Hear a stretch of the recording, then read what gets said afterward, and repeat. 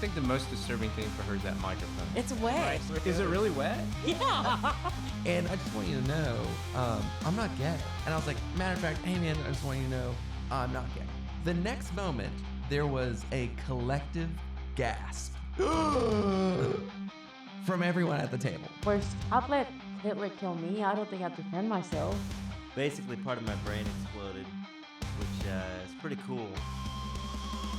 I'm Phil, your host. Another episode of Therapy for the Twisted. I have my co-host over here, Mr. Skylar Champagne. Hey guys, good to see you again. Seems like we're missing somebody. Yeah, the one who keeps the ship from sinking. Miss The one Valentina. who keeps the car on the road.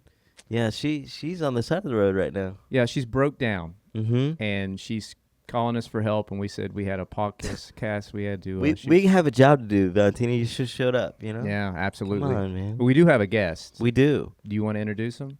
I want to try because his last name, I'm not going to say it's hard, you know, it's unique, you know.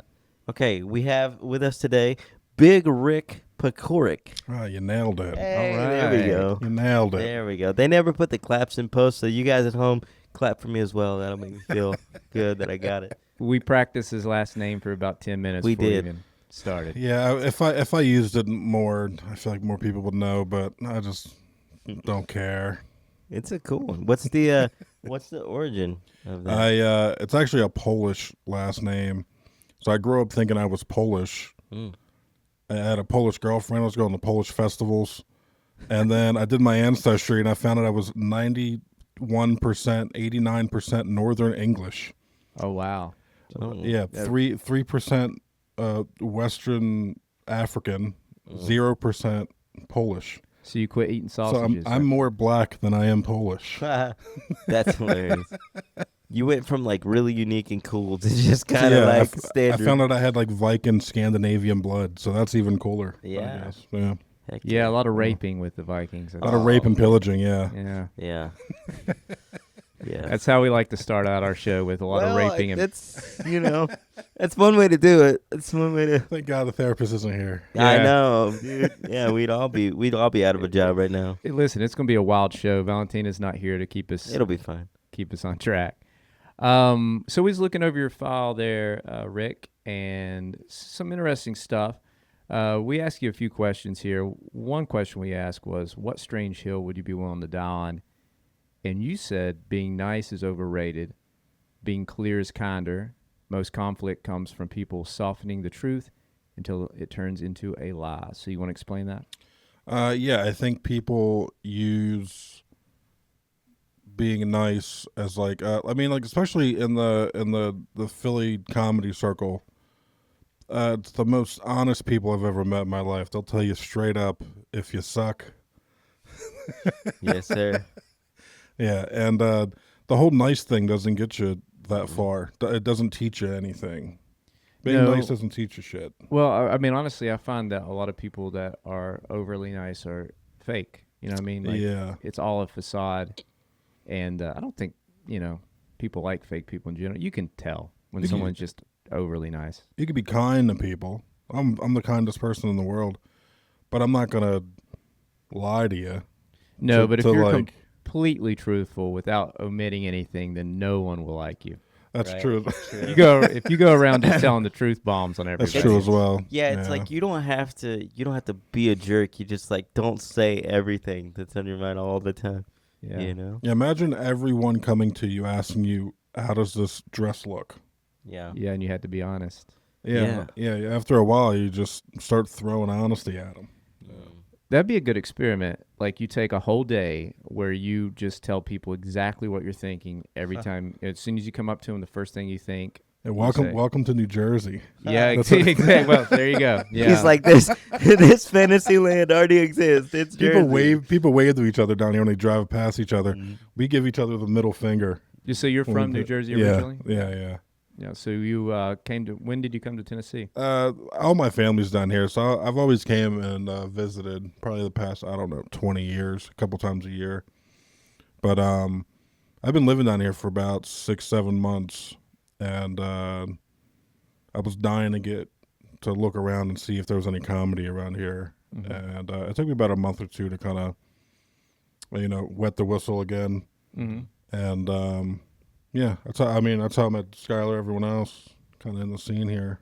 Yeah, it's weird how like even small towns or small areas, everybody's got kind of like the tight knit comedy group. You know what I mean? People that come up Yeah. together, start out when they're open mics, and it's like every town in America has some kind of little like comedy community, which is cool. Also, one of my favorite things to do is meet new people Mm-hmm. and kind of, I guess, listen to them talk And network. I mean, that's and important. networking. Yeah. So he's looking at your file here. It says, if your anxiety was a theme song, what would it be?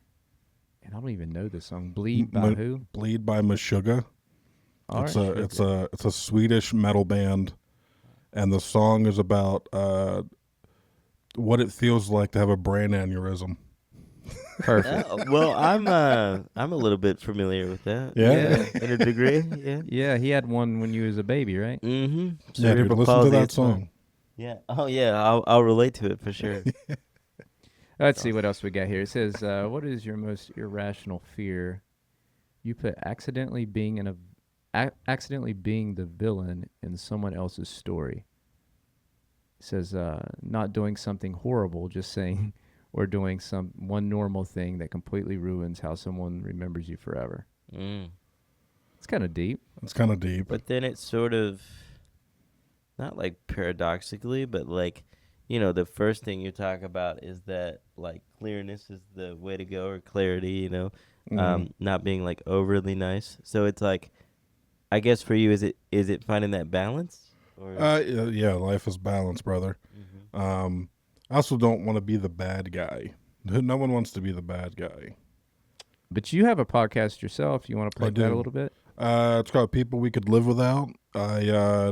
I interview pretty much comics on the road. I've been up and down the East Coast, from New York to New Orleans now, Atlanta, and I just find interesting people that I think are interesting, and I kind of show the world who they are, and hopefully by the end of the episode, you're like, oh, this guy's pretty interesting. I want to hear more from him. Yeah. Okay, awesome. Yeah. Yeah. It's been fun. I got 2 episodes in the bank right now. I haven't put out. I just hosted for Sean Gardini, which he's buddies with Shane Gillis and all them down in Austin. Mm-hmm. Him and Aiden McCluskey, very good guy. That one should be coming out soon. And then I'm going back to Jersey, Philly, and should be getting more crazy, insane people on.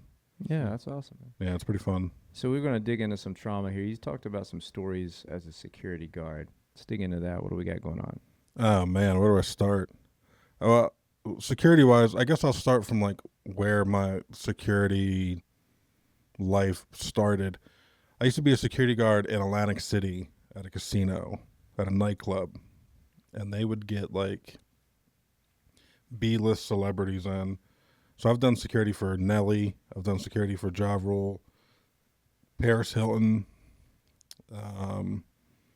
Jesse McCartney. I'm trying to think of who else. Just like that level of talent, and I have a story for each one of them, and they're all fucking insane. But most of the Friday Saturday nights, it was just me fucking handcuffing Puerto Ricans from Connecticut, taking them out because someone stepped on their shoe, or fucking, everything's pride related. Mm-hmm. Everything in a nightclub is pride related, and it's like it's a bunch of alpha nonsense, and then it's me being the nice big guy. And I'm like, I don't want to do my job, dude. That's usually the first thing I'll tell them.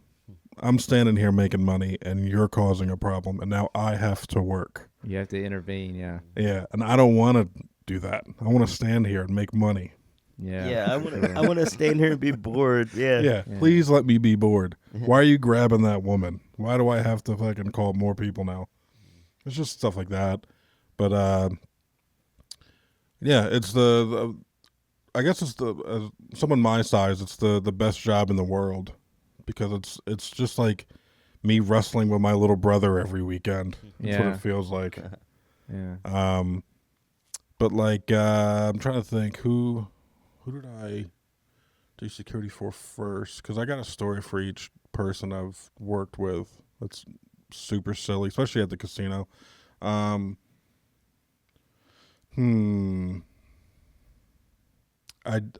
did detail security for Nelly one night. He performed. He did, I don't know, 10 songs at the most, and then got off stage, made like, I don't know, 30 grand within an hour, and then gambled it all away. It's about right. Yeah, and I had to sit behind him. He's sitting there playing blackjack, and it's him, his DJ, and somebody else, and he's sitting there playing $300 hands of blackjack, and he's losing every time. And there's an Asian lady that's the dealer. He's losing every hand, and I'm standing behind him with my arms crossed. And every time he loses, I'm standing from me to you away, and I'm like, And it got to a point where he turns around and looks at me. He's like, "That was your tip, big dog. Yeah. I just lost your tip." I'm like, "God damn." Yeah. So he walks away. He walks to the ATM. There's supposed to be a guard in front of him and behind him. So I run in front of him. And there's a Spanish lady that like tries to cut him off. And he like pushes her out the way. And he's like, "Move, you fat bitch." And he starts cussing this lady out as he's at the ATM. "You dumb bitch, you fat bitch." Wow. Sounds like a lovely guy. Yeah. It was insane. He was never gonna give you that tip. But No, just dude, no way. Yeah. Yeah. He lost all that money though. His security guard came to me and was like, "You got to stop making the noises behind him." He's like, he was in Vegas yesterday. He lost $200,000. Yeah, in one night. That's ridiculous. Dang. So yeah, I don't see why 30,000 was a big deal. Yeah. Yeah. To be rich enough to be able to lose it all is I was going to say, we was talking about how we always think the best version of ourselves, and us sitting here, we're like, yeah, we'd never do that. But if we had that kind of money, we would totally do He that. threw it all 100%. away. All the money he made that night was gone. Yeah. He took so much money out the ATM, he had to take a loan from the casino. And I think he lost that too, if I'm not mistaken. There's a guy, his name's Jack Whitaker. He, at the time, won the largest jackpot ever in Powerball. It was about $300 million at the time. And he was from the town I was from, and I actually DJ'd his celebration party. But when he won, he was on the news, and he was talking about how he was going to give money to charity. He was going to do all these good deeds, and he was excited for it. He, and you can look him up, his story's crazy, but he, on 3 different occasions, got his car broken into in front of a strip club, and a case with $100,000 was stolen. Not once, not twice. He did that 3 times. The third time, that's his fault. I think the first time, but the second time for sure. And then there was like a lot of crazy stuff that happened with him. He pretty much lost all the money, and his niece or somebody, some kind of weird death where it was very suspicious, and it was tied to.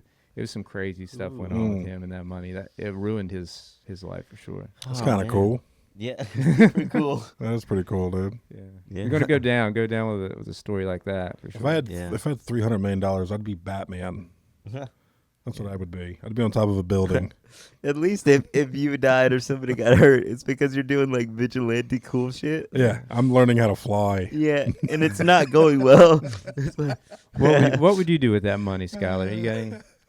oh man, well, I always, man, if I had rich man money, like I don't need too much, man. I just want like a tiny house on the beach, and like one of the van life vans, you know. Yeah.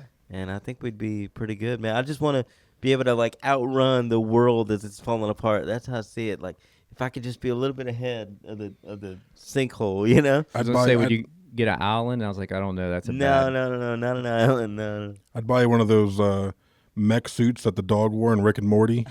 Yeah, that's what I need. That's what I need, man. We're about damn near ready to turn the walker into one of those. We can, Yeah.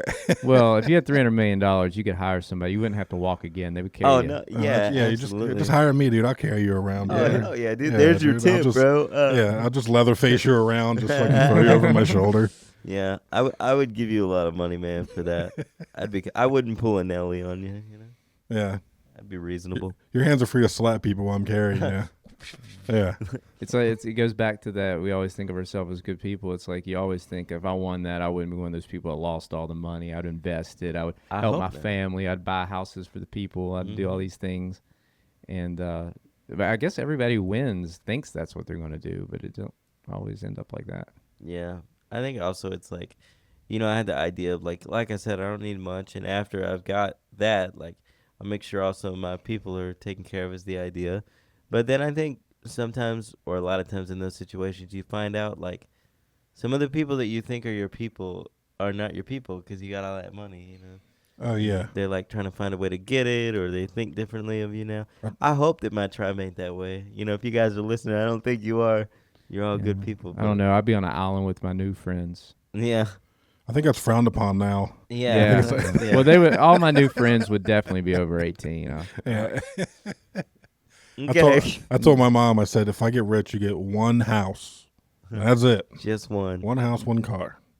Yeah. I'm not buying anything else. That's fair. And now it Did just depends on how big that house is. It's silly if you buy your mom an 18-room house. Well, my question is going to be, did you specify if the car and the house were different things? Yeah, I'm buying her. Or- I'm Oh, buying, you can live in your car. Yeah, is that she what could you're live in the Uh, yeah. buy my mom my mom and family are living in a cul-de-sac. They're all getting Honda Civics. There we go. That's the There you go. Yeah. Yeah. yeah. Nothing wrong with a Civic, dude. Yeah, They very run for a long basic. time. Yeah, for sure. Yeah. $300 million. You save that money and buy yourself a Civic. Yeah. It's saving me money, saving Yeah. them time. Security wise, yeah, there's I've done security in nightclubs in Atlantic City, and then I was also one of the head security guards in Helium Comedy Club in Philly. So I know everyone that comes through that place as well. And I mean, that's a little different. I haven't had to like throw anyone, not that many people out at that place. I haven't had to put my hands on people at the comedy club compared to Atlantic City.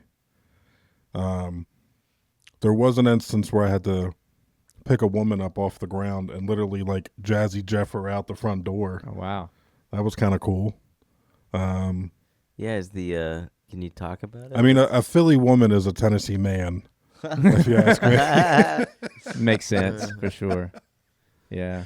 I think one of the comics, it was Steve Renazizi show. Good guy, awesome guy. One of his openers, he's a local Philly guy, Brian Fennell. He has a joke about the term rape culture and how he thinks those two words shouldn't be together. How he Yeah, thinks it's I've silly. heard that joke. Yeah. Yeah. Yeah. And so he does that joke, and then Steve Renazizi comes out, and a lady stands up within 5 minutes of her set and goes, "I've been raped. That's not funny." Blah blah blah, and starts like storming the stage. And he looked at her and was like, "Were you raped today?" And the whole crowd started laughing. Oh, wow. And she just like planted on the ground. Mind you, I'm in the hallway. I was there from 2 in the afternoon. This is the 10 o'clock show. So I told the other security guard, I was like, I'm chilling in the hallway. I've been here all day. As soon as I plant my ass and open up my phone, the big doors open, and one of the wait staff's like, "We need Ricky. Where's Ricky?" So I have to run down there, and there's 8 people surrounding this lady on the ground. I make everybody move back up, and I just literally full Nelson, pick her up Yeah. by her armpits, and walk out. I'm 6'5", so her feet are off the ground as I'm holding her, and I pick her up, throw her, we take her out. I drop her in front of the showroom steps. That's when I found out it was a woman. Didn't know it was a woman at the time. Oh, wow. Yeah. We might have roughed her up a little too much. I was just manager points, and I do my work, Yeah. like you said earlier. Yeah, for sure. Yeah. Then we had the yank. I had her by her ankles, and that manager had her by her wrist, and we just walked her up the hallway. We just threw her out the front Tossed her door out. and shut the door. And she called 911. We called the cops. And as soon as the cops got there, she started boohoo crying on the sidewalk. And my manager's on the phone like, "Look, guys, she's crying. Look, everybody, she's crying." It was a crazy night. I tell you, being a heckler, if you're a bad heckler at a comedy show, it's usually not a good thing because No. usually all the comedians kind of take care of it. I've done some shows and somebody will start causing trouble and like basically all the comedians in the room will stand up and be like, you got to leave. Like That's another thing with having a security guard point of view on things and how long I've been doing it now is like I can't even be on a showcase or at someone else's show. Like we've been at Blue Ridge a few times and there's been someone talking or heckling or whatever. And it's just instinct for me to go over there and go, hey, can you shut the fuck up for everybody? Yeah. Yeah. And I just, But as a comedian, it's different. I have to tell myself, I don't work here. Yeah. I've told myself that multiple times. I don't work here. It's not Now, your job. it does suck everyone knowing that I do security work and some crazy shit happens and everyone looks at me. Yeah. And I'm like, I don't know what to do. Yeah, this isn't my. Well, and also, I mean, obviously, like, depending on the situation, but, like, you deserve a night off. Correct. You deserve to, like, live a normal life. Yeah. And, But, can you imagine, like, if you were a doctor yeah. and someone, like, has a heart attack and you're like, dude, I'm off the clock. Right. Yeah. I tell everyone all the time, I'm like, I just because I'm CPR certified, Yeah. please don't choke. Yeah, Like, I need to don't- be paid. If I'm off the clock, I can't help you. It's like, hey, if you can stay alive for another 9 hours, Yeah. I will be back on the clock. I'm trying to think of some other wild nonsense, but I mean, security-wise for a comedy club, it's not that bad. It's usually a 3-strike rule, Yeah. and then the 3rd strike, I'm like, I'll move the fucking table out. I'm like, all right, you guys got to go. You're being, loud. Is there a difference between, like, I would imagine so, but a difference between, like, a musical performer and somebody getting wild at one of their events versus, a comedy performer, somebody getting wild at one of their events? Like, what's the... Yeah, because one room is quiet and the other room's loud. So it's like when the loud room with the music and everything going, you can only go by actions. If you don't see it, it didn't happen. But when you're in a comedy club and it's quiet, the only one that should be talking is the comic, and the crowd should be doing nothing but laughing. That's it. Yeah, there's a culture now. I think it comes down to like TikTok and Instagram and things like that because the things that usually get viral are the hecklers, like the response of the comedian to the heckler. That kind of thing goes viral. So I think people see it so much that they think, oh, you're supposed to be part of the show. Like you're supposed to say something like to the comedian. Steve Hofstetter shows and stuff like that. Yeah. I mean, yeah, if the comic gets a clip out of it, but I mean, there's professional comics that know what they're doing. Like I've seen, there's been hecklers at like Matt Rife shows, Ari Spears, the ones that know how to take control of it. I don't got to do my job. They'll do it, and if they need me, they'll go, security, get her the fuck out of here. Yeah. But some hecklers go in there and they just kill the vibe in the room, and it's like you just ruin this guy's probably first time on this stage. I'll tell you the worst is the ones that aren't even trying to be hecklers, but they're just so no self-awareness. So they'll just be like saying stuff after everything you say, like, and it could be supportive, like, yeah, I know what you mean or whatever. Like everything you say, they're like responding, and you're like I need pauses, I need silence. That's like part of the. Yeah, I always the tell way them this goes. if they were the main character, they'd be up on stage. Exactly. Yeah. Those are the worst that just ramble and talk, and yeah, those are the worst. But and talking about therapy for the twisted, I feel like those people need therapy because they have no self-awareness. I hate people when you're talking to them that just want to hear themselves talk. I don't know if you guys met people like that. But Yeah, and those are also the ones that if they're rude during the show, I'm rude to them. Mm-hmm. Like usually if it's someone talking or like on their phone or whatever, I'm like, hey, do you mind putting your phone away? I'm polite the first time.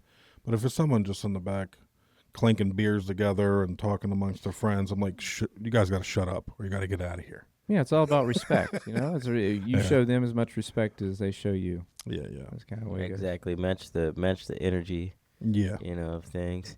When actually I first got into comedy, I had to learn about the heckler thing because I thought I was being supportive because, they would just start a joke and like literally they'd be like, oh, I'm really excited. I just moved here to the DC area. I just got an apartment. I'd be like, congratulations, bro.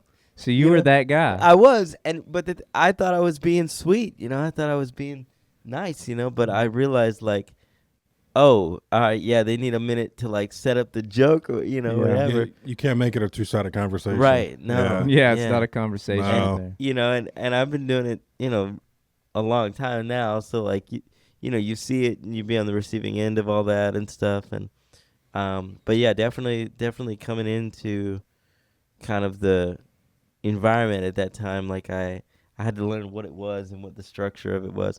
And then also just something that I just love about comedy in general is if you're in the front row, like front 2 rows, like just expect to get messed with, dude. Like that's, I always tell them, especially if there's a comic before me that does crowd work. Like I really don't do much crowd work. I'll interact with the crowd a little bit just to kind of get them in. Someone crossing their arms or something, I'll try to talk to that person. But I don't even waste my time with the crowd most of the time. And if there's a heckler, especially someone my size, I have jokes written for hecklers. Like I've literally looked at someone talking during my show and I'm like, there's no one in this room that could stop me from attacking you right now. Yeah, yeah. I could do any wrestling move on you right now. No one can stop me. And it usually gets a laugh. It usually gets a pretty big laugh. And then they stop. They're like, he's right. I mean, logically, yeah, that's correct. I think you're the first comic I've ever heard that has like threat-based comedy. I like that.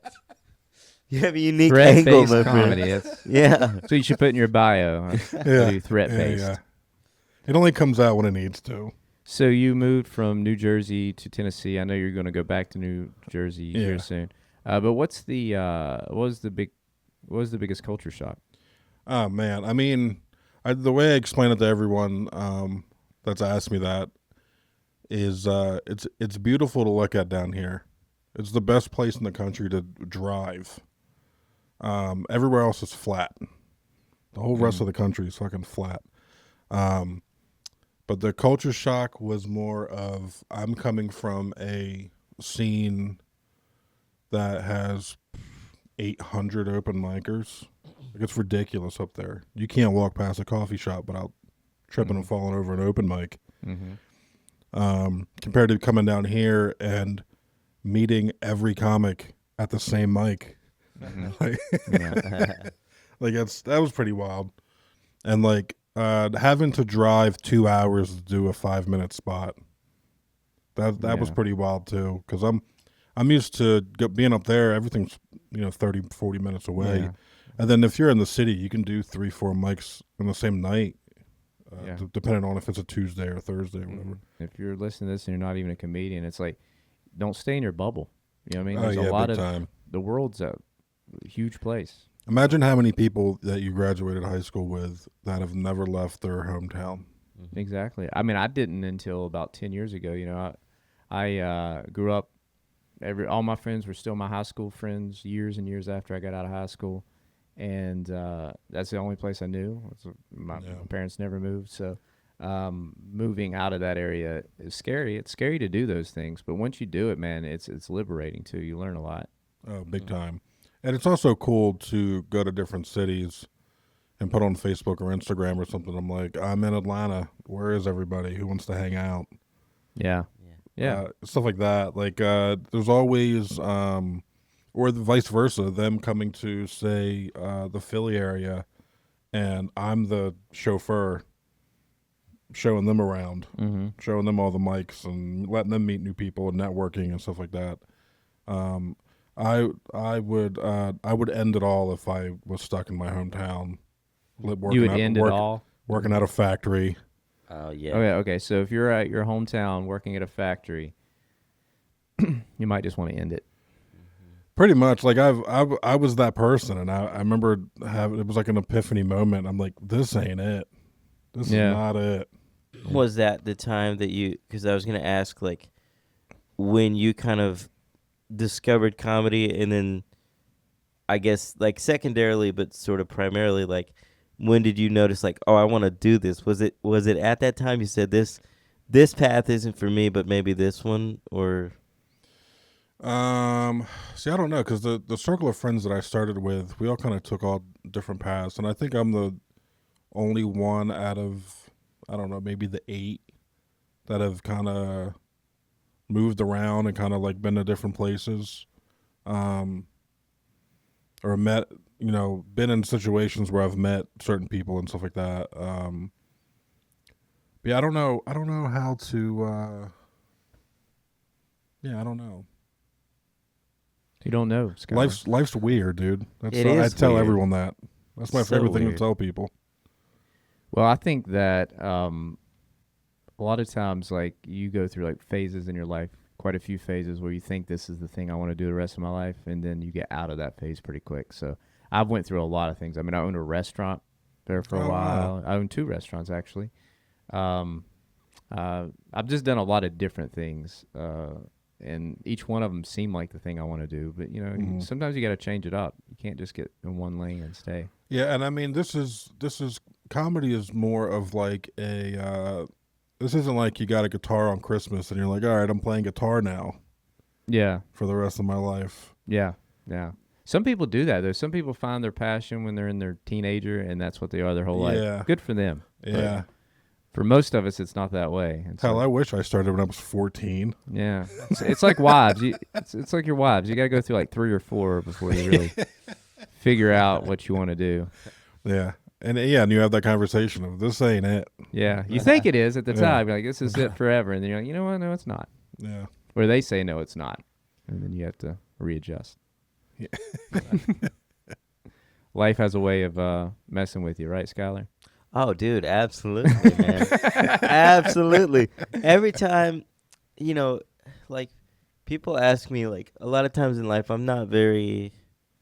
I wouldn't say I'm not concerned with life, but like I'm not really worried how things play out. Like I've kind of got my ship, if you will, or my boat is pointed towards the horizon, and I know what the horizon looks like. I know where I want to get to, but the way I get there is all cool with me as long as we're just moving in that same direction. A bunch of stuff is gonna come and trip you up, and whatever. Like I'm on plan like Z squared, or Yeah. you just it doesn't. Way down the list there. Yeah, you keep trying because you think this plan will be it, and then something happens, and then you think that plan will be it. Oh no, well not this way. And, well, it will be this plan, but it'll be a little bit later, or it'll be with this person you didn't think it would.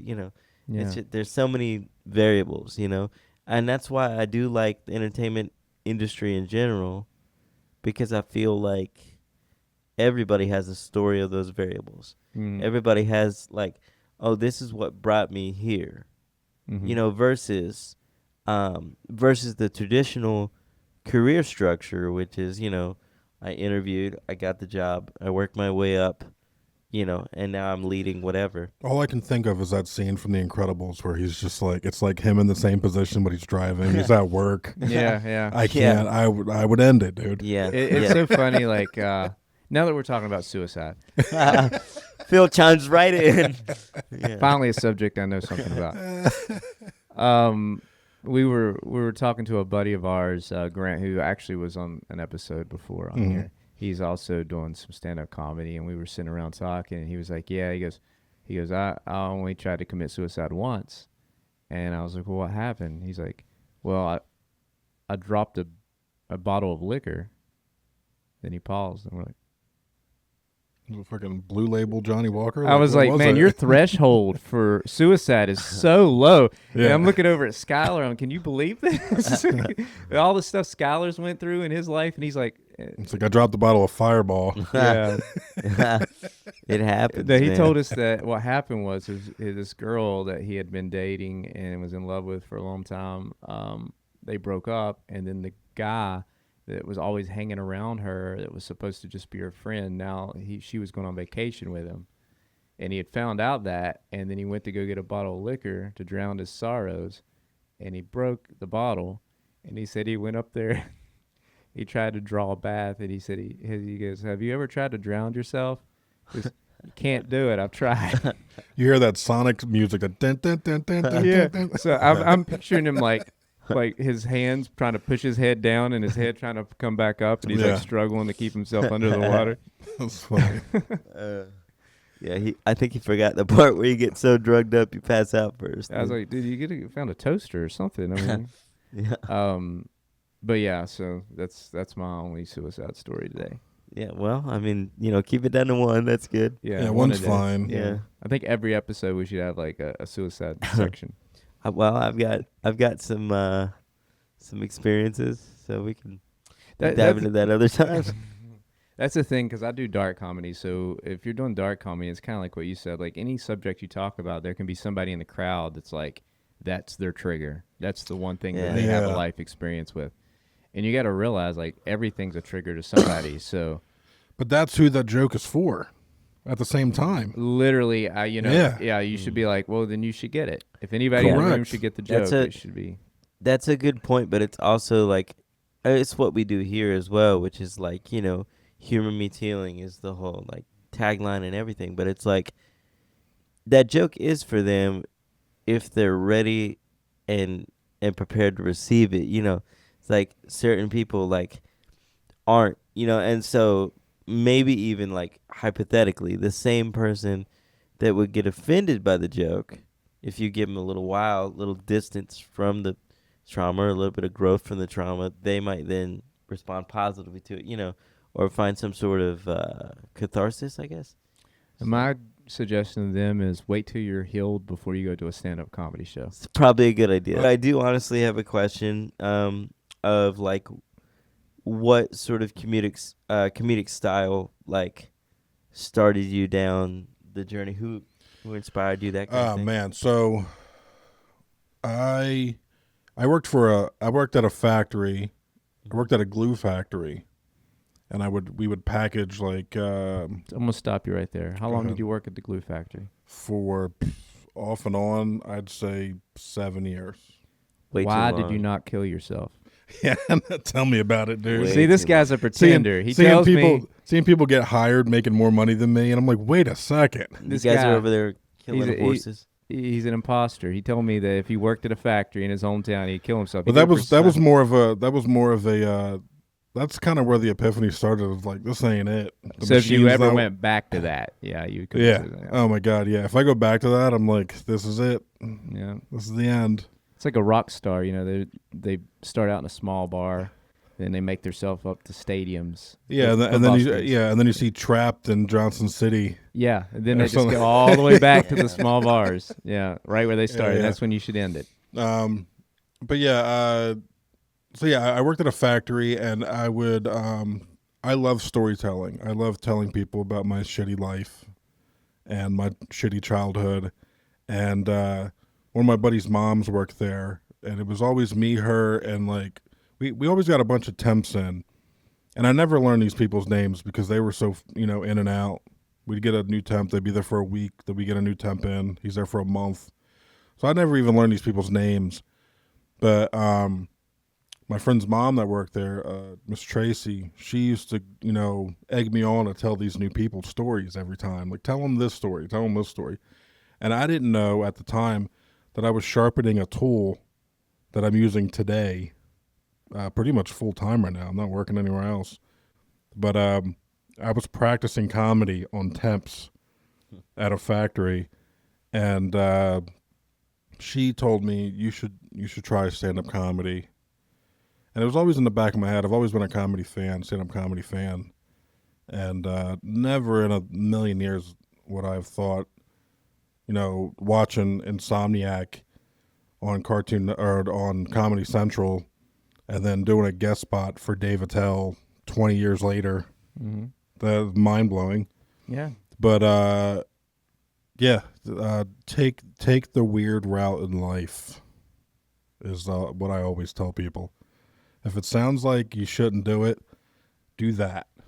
That's good advice. What do you think, Yeah. Skylar? Well, I can like halfway get behind that. Depends on how weird it gets. Yeah, dude. Like, I like the first part of what you said. Take the weird path in life. Hell yeah, brother. Yeah. If it sounds like you shouldn't do it, do that. Yeah, I'm do like, that. Do that twice. All right, you might end up life in prison, bro. You can't do that twice. you know? So, But yeah, I after a while, with podcasting and stuff like that, me and my buddies always kind of gassed each other up about doing it. We had no idea what the hell we were doing or talking about or anything like that. And then a friend of mine, my friend Tara, she was posting stuff. There was a mixed open mic, and it was slam poetry, people playing music, a few comics here and there. And she posted online her doing comedy. And I remember watching it and going, if she can do that shit, and she's that confident to get on stage and do that, because she's terrified of people. Yeah. Like, if she can do that, I can do that. So I reached out, signed up for the mic. Me and my two buddies showed up. We all went up, did 5 minutes, and it was just me up there storytelling. And I got laughs, and people came up to me after and was like, "That was very good. Was that your first time?" And I was so petrified the first time I went up on stage that I had to sit down on the stool because my knees were shaking. I do remember that feeling. And every so often, if I'm in a new town and I'm around a bunch of people, if I don't know anyone in the building, my knees do that again. Like, I get that first time feeling, which sucks. Yeah. I mean, I feel like everyone needs to have that little bit of anxiety. Yeah, you get that SpongeBob sweat going. Yeah. With the person in the back, like, this guy sucks. I think that's so I know we're talking a lot about stand-up comedy, and there might be a lot of people who's listening to this don't even do stand-up comedy. But everything we're saying pretty much relates to things in life. I mean, you need to get out of your comfort zone. It's amazing what you can do when you force yourself out of your comfort zone, whether it's stand-up or whatever it is.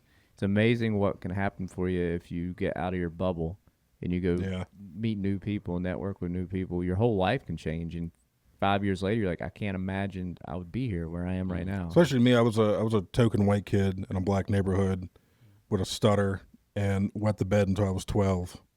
So it's like, fucking something has to stick. Something's got to work. Yeah. Yeah, you could be missing out on like what you were made for. Yeah. Yeah. And I think there's this kind of relationship with fear. Like, fear is always going to show up, right? So at a certain point, you just have to do it anyway. Because if you don't do what you want to do, Regret. then you'll regret it. Oh, yeah, big time. Something shitty's going to happen anyways. Whereas if you do what you wanted to do and then a shitty thing happens, well, at least you're on your path, doing what what your arrow led you to do. And it's amazing. This goes with life too, but it's amazing what happens when you get the worst case scenario, and that worst case scenario is not that bad. So if you're doing stand up, what's the biggest fear is no one's going to laugh. You're going to bomb. But once that happens to you, you're like, okay, wait a minute, I can handle this. This isn't that bad of a thing. Yeah, I tell everyone when they come up to me with something anxiety driven, I'm like, what's the worst case scenario? Worst case scenario is you bomb and you go home. And that's it. You might call off work tomorrow. Yeah. Which is fine. You're going to wake up the next day. Yeah. And a good thing, a good friend of mine, Mike Rainey, he told me, we were sitting there talking about bombing, and he said, no one's going to care tomorrow. Exactly. Nobody's going to care when they they leave. Like, you're going to be thinking about it all day. You're going to be thinking about what other people think. They don't give a they don't even know you called off the next day and you're sitting in a dark room. They don't give a shit. No. And do you guys have any bad bombing stories? I've only bombed once. When I say I've only bombed once, I mean I feel like I've only had one show where the entire set was just a disaster. Every other time, maybe a joke doesn't land. Maybe half your set don't go like you think. Yeah. But you still got enough laughs where you're like, I did this worked, that thing worked, whatever. I was doing a show in Marshall, North Carolina. I don't want to say what it was, but it was a sober crowd. I get up there. First red flag. Yeah. Marshall is really close to Asheville. Asheville is like... That's not a dry area. It's like San Francisco. It's like San Francisco on the east. It's not a dry town, right? It's not a dry town, but it's extremely liberal. When I mean, I believe that. Yeah, like extreme. I've been there a few times. Yeah, it's very woke, very woke. And with stand-up comedy, that kind of scares you because you gotta walk boundaries. You know what I mean? My comedy, it didn't matter what I did though. They did not like me. Whenever they announced me, they said this guy's from Johnson City, Tennessee. the crowd booed me walking on stage. Really? Because their culture in Asheville is so much different than Johnson City, and it's just across the mountain. It's only an hour away. That they despise people from Johnson City. Did you wear your MAGA hat on stage or something? No MAGA hat. But I'm like, this guy, they just instantly hated me. They just, That they were sucks. like, and I get up there and I ask them, I do a joke. Usually I talk to the crowd at the beginning. I'm like, listen, I'm originally from West Virginia. I want you guys to give me some stereotypes from people from West Virginia, the worst things you can come up with. And most of the time, they say inbred or drugs or no teeth, and they'll go through the whole list. And when they're done, I'll say, I'm here to tell you all those things are true. So you can imagine when I got on stage and I seen you guys, I felt at home. And you kind of turn it aroround on them. Yeah, that's funny. I asked them, give me some stereotypes. And they put their hands over and they just shook their head no. No, they wouldn't Oh even my say God. a stereotype from I West mean, Virginia. that's a stereotype. Exactly. Yeah, that's Exactly. And then there's another joke I do, and in the setup, the beginning, I do a little crowd work and ask, what's your favorite movie? And no one would even tell me what their favorite movie was. Finally, I pointed to the Jesus. girl in the front, and I said, have you ever seen a movie? And she's like, To Kill a Mockingbird. And I was like, fuck off. You know what I mean? Like, what am I supposed to do with Yeah. that? So I'd have hit the whole crowd like Bernie Mac. Like, I'm not afraid of you motherfuckers, dude. yeah, it was crazy to me. And then at the end of the show, like about halfway through, I literally said, listen, guys, perfect time for you guys to take a smoke break. This is only going to get worse. They paid me to be here. I'm going to do the whole set, but you don't have to be here for it. And I just kept doing it and kept doing it. And at the end, I was like, all right, thank you guys. Thank you guys for being something. And they all start clapping. I'm like, yeah, clap for yourself. It makes perfect sense. And I That's walked so off funny. stage. And I was like, I was sweating. I was like, man, if I can experience that and survive it. I always tell them, especially with a crowd like that, the first thing I tell them in the mic is, listen, the guy already paid me. Yeah. So It's like, I'm up here for 15 minutes. and you're not supposed to blame the clap. You're not supposed to blame the crowd, but I was just up there like, what is this? They don't even want to be Yeah. entertained. Usually when I bomb, I'll end with that. And I go, listen, if you laughed at one thing tonight, you can follow me on everything at Ricky Isn't Funny. They watch this podcast. They're like, yeah, we know. Why is he giving us handles like that? Yeah. All right, guys, I appreciate everyone who tuned in to episode 5 with Big Rick. I'm not even going to try his last. You want to try his last name? Go ahead, say it, dude. I did it before. Say it, Yep. dude. Ruin it. End it good. End it good. Come on. Pekoric? You did it, dude. Hell yeah, dude. Yeah, you did it. I almost did it wrong on purpose because that'd be funny, but Pekoric, but Pekorak. All right. Yeah, Thank you, dude. guys. This is where humor meets healing. We'll see you next time. Thank y'all so much. Thank you, guys. I think the most disturbing thing for her is that microphone. It's wet. Is it really wet? Yeah. And I just want you to know, I'm not gay. And I was like, matter of fact, hey man, I just want you to know, I'm not gay. The next moment, there was a collective gasp from everyone at the table. First, I'd let Hitler kill me. I don't think I'd defend myself. Basically, part of my brain exploded, which is pretty cool.